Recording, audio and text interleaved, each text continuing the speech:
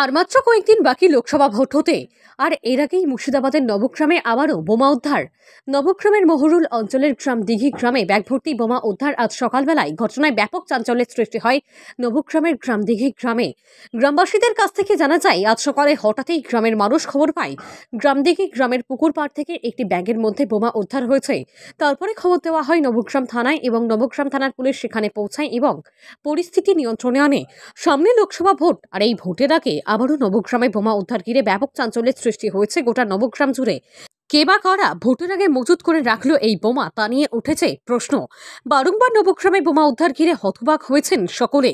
ইতিমধ্যেই ঘটনার পুরো তদন্ত শুরু করছে নবগ্রাম থানার পুলিশ। নবগ্রাম থেকে বলাই প্রামাণিকের রিপোর্ট, KTN পাঁচগ্রাম নিউজ। এখানে আমি ধান কাটছি, মাঠে এলাম তো দেখছি একটা পুকুর পাহাড়ে বোম আছে। মানে এখানে কিছু সেবিক দাঁড়িয়ে আছে, তাদের মুখ থেকে শুনলাম যে এখানে কিছু বোম রাখা আছে। একটা ব্যাগে দেখলাম বালির মধ্যে কিছু ভর আছে। যাই হোক, এই সেবিকদের মুখ থেকে শুনলাম। এর ব্যাপারে গ্রামের লোক কেউ কিছু জানে না, গ্রামের কোনো প্রচারও হয়নি, গ্রামের কোনো কেউ দেখতেও পায়নি। কোনো কারণে মাঠে কাজ করতে এসে হঠাৎ এসে একবার থানার সেবিকদের মুখ থেকে আমরা শুনলাম যে এখানে বোম রাখা আছে। এর পেছনে কোনো দুষ্কৃতির বা কোন কিছু করা আছে সেটা আমাদের কারো জানা নেই। এই নিয়ে কি গ্রামে আতঙ্ক ছড়িয়েছে? না, আতঙ্ক কোনো এখন কিছু ছড়ায়নি। গ্রামে বিশেষ করে প্রচারও হয়নি।